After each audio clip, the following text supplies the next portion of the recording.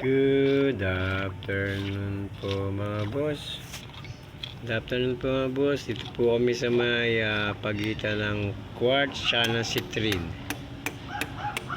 Bali mga boss, marami na kasing nadulas dito. Gawa ng tubig nilulumot.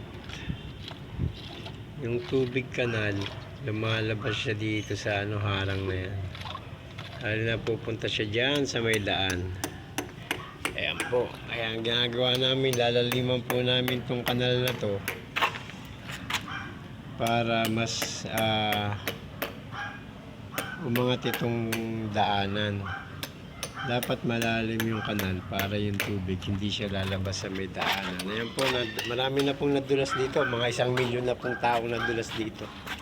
Puro bagok po ang ulo mga boss. Kaya kailangan naming laliman tong kanal na to para yung tubig hindi na siya lumabas mga boss dyan sa may daanan.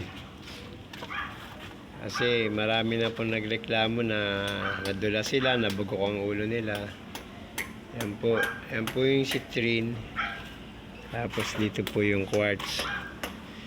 So itong daanan na to mga boss, may kanal dito sa may gilid.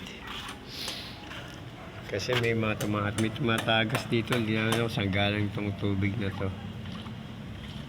So kailangan namin laliman yung kanal na ginawa rito para yung tubig hindi na lalabas dito sa may daanan. Kasi nagiging lumot po yung tubig dito sa tagal. Eh kung linis-linis lang, wala ho, ganun pa rin, lalabas pa rin yung tubig. Ayan po, nasa daanan na yung tubig. So ayan po, mabon po boss. Kailangan naming sumilong, bawal magkasakit mga boss. Okay po mga boss, mamaya na po ulit mga boss. Silong muna kami, maambon mga boss.